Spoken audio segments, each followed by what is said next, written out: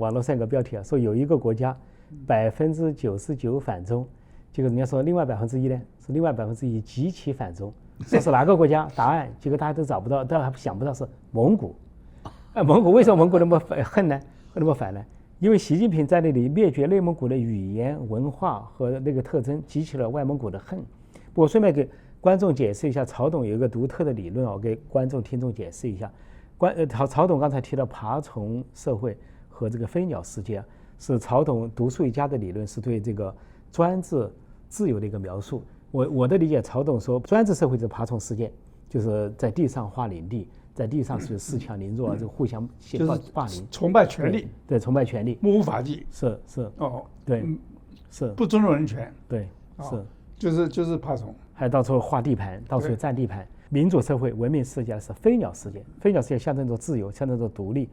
天高任鸟飞啊，这个海阔凭鱼跃啊，所以也不存在什么领地不领地啊，到哪里有自由，哪里就是我们的这个祖国啊，筑巢这个筑巢嘛，对，筑巢为国，所以这是曹董的一个独特的理论，我觉得这个理论解释很对。就曹董刚才有句话说，你一个什么中华民族的伟大复兴，你看这个民族都没有站起来。没有成为这个有人权的人、有尊严的人，你谈什么复兴啊？对，复兴是人家就已经飞在天上，对，你爬在地上，是站都没站起来，复兴个什么东西呢？是还伟大，不可笑嘛！他复兴的是一党专政，他这个复兴就是历代王朝有一个王朝中兴、王朝大盛的说法，共产党也承认他自己是其中一个朝代，王朝兴起、王朝鼎盛、王朝中兴，然后王朝腐败、王朝灭亡，这么一个循环。说共产党承认了他这么一个循环，他号称他好像他在这个共产党讲说民族伟大复兴，共产党成立个第一个国家叫中华苏维埃共和国，对不对？所有的那个印着钞票的那个像啊，是列宁摆在上面。是的啊。比如说中共它开始的时候要把中国变成这个所谓那个苏联的一部分，苏维埃这个卫星国之一。是的，他当时苏联后来有那个15个加盟共和国，如果是中共加进去，本来是16个加盟共和国。曹董讲了这段秘辛，我还补充一点，就是中共不仅是在江西成立了一个国中之国、一边一国，这个叫做中华苏维埃共和国之外，就像刚才曹董说，他印的钱都是列宁头像，说外来势力，而且他当时提出一个口号。当时本来说是中国跟日本要打仗，国难当头啊什么的哈，他提出个口号叫武装保卫苏联，结果他们的党的创始人叫陈独秀不同意这个口号，说我们要武装保卫中华民族嘛，什么叫武装保卫苏联？结果他们把陈独秀开除出党，说他是托派就托洛茨基派，就是苏联里面的划分，斯大林是一派，托洛茨基是另一派，就给他口上托派，把他们党的创始人都开除。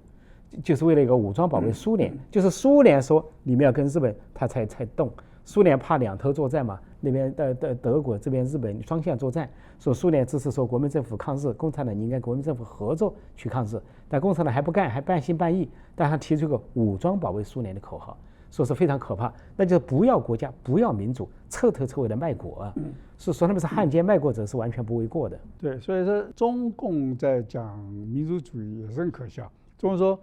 台湾是中国不可分割的领土，中共把多少中国领土分割给了俄国，对不对？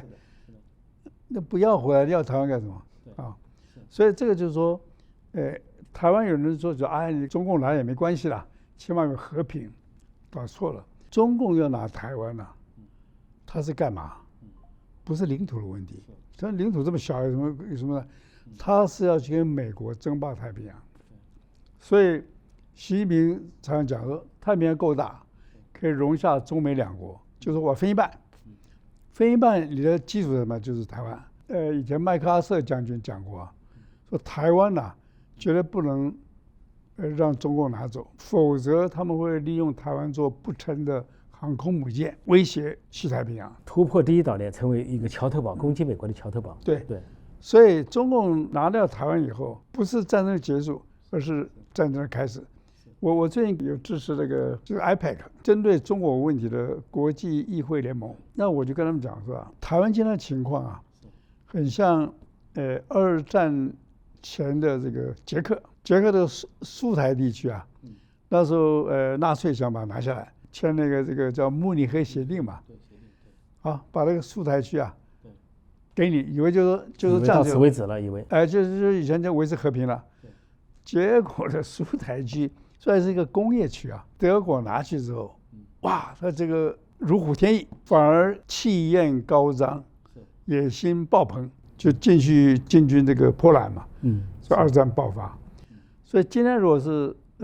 台湾被中共拿走了，就是重演这个二战前的这个历史，对啊，这是一定的。所以当然美国人很多应该也了解了啊，比如说把台湾放给中共，这个对美国利益是不得了的伤害，还不要讲什么半导体了，台湾的这个晶片是 AI 工业发展的最重要的基础，全世界90%的最高阶的来自于台湾。对，那这个被中国拿走，你 AI 变成中共领导了，那是不得了。不过你上次做了演讲啊，讲得很好，台湾的问题不在外面，还在里面。刚才曹总讲了这个话，台湾的这个台积电的事情，这一次到美国去访问的台湾有个人叫郑丽文，这个人呢，他说了一句话，犯了一个大忌。他说台湾有台积电，有高科技，台湾跟中国联合是强强联手。这个其实触到了美国的政治敏感点，触到了川普政府的政治敏感点。因为川普政府上去之后讲的是 MAG Make America Great Again，MAGA， 对不对？美国要强大，那前提一方面要增强美国的实力，另外削弱战略对手嘛，就削弱红色中国的实力嘛。郑丽文讲这句话，台湾跟中国去强强联手，那你对付谁啊？对付的不是美国吗？所以说他在美国为什么不受人待见？美国为什么跟他冷遇冷淡？因为他连这个国际政治学的 ABC 都不通，既不懂中国也不懂美国。他号称他在和中亲美，但是他表现出来的给人感觉什么呢？是卖台、反美、亲中、投共，他表现的。说这个情况下，说这个台湾是不是可以就国际上一个说法，是不是川普要放弃台湾？我认为台湾的重要性达到这么一个程度，不只是台积电的问题，台湾的地理位置，它是激流中的一个岛屿和第一岛链的一个重要的堡垒。它重要到什么程度呢？美国两党，美国参众两院没有一个人敢说把台湾放弃，川普也不会，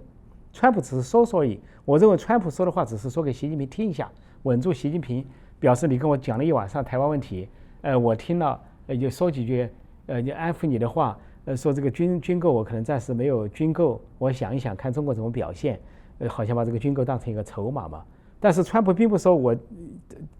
这个军购我停止了就意味着卖台嘛，就是放弃台湾。川普你想一想，连格陵兰岛都要想去拿，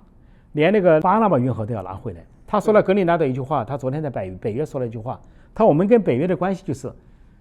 北约不同意我们管理格陵兰岛，他丹麦没有能力管理格陵兰岛，而美国有这个能力，而格陵兰岛周围布满了中国和俄国的船只，它这个非常危险，它只有美国人有这个能力啊，把他们驱逐谁啊？驱逐中国，驱逐俄罗斯啊！所以他连格陵兰岛都不会放，怎么会放个去台湾呢？台湾已经是美国巩固的联盟，从价值联盟到战略联盟到军事联盟，那是不可能的。对，所以我认为说，确实啦，中共对台湾的渗透，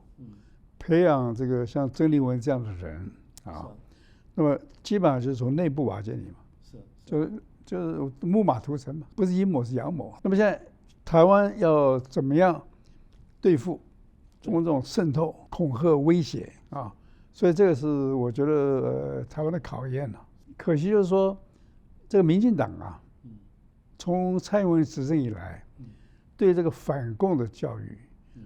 知共的教育就没有。好像最近把这个军人的这个教材是不是又重新恢复为反共爱国教育是吧？有这个恢复。对，现在有点晚。其实针对中共用这种民族主义啊什么之类，我们很多啊要去辩证。比方说我在讲嘛，大家谈中国，中国它不是一个国家名词，它是个地理名词。正确的讲中国应该讲叫三河流域。就是黄河、长江、珠江三河流，就像我们讲这个 Mesopotamia， 米索不达米亚，它两河流域 Tigris 跟那个 Euphrates 是两个河嘛，两河流域，中国是三河流域。那么中国啊，历朝历代几千年来，没有任何国家叫中国，是，没有任何国家，它地理名词。中华民国建立之后，一个叫做Republic China， 另外叫 People's Republic China， 也不是 China。我跟那个这些很多老外讲说，当你讲这个中国或者讲 One China Policy， 你要知道，这个中国不是国家名字，而且在这个三河流域啊，流淌过无数的国家民族。第一个，没有一个国家叫中国；第二个，没有一个国家寿命超过300年。最久的就是唐朝，289年。所以这个共产党还是讲啊，我们这个什么5000年文化，没有任何朝代超过300年。而且这个朝代起落啊，都经过暴力、流血屠杀从来没有和平过度的。你讲什么叫中华民族，也是非常含混的。蒙古人统治中国，他算不算中华民族？满清从关外来，杀掉这个汉人1半以上的人口，建立大清帝国，你说他是中华民族吗？对不对？满清统治的时候，中国人辛辛苦苦考试做了官，见到满清亲王要跪下叫自称奴才，是4等公民。他分那个满清、蒙古、北方汉人、南方汉人3、4等公民。在这个蒙古时代也是如此，在满清时代也如此。所以你说谁是中华民族啊？就是胡扯。我们现在面对的问题就是一个爬虫的脑袋，爬虫的行为每天胡扯。就台湾很多人就问这个，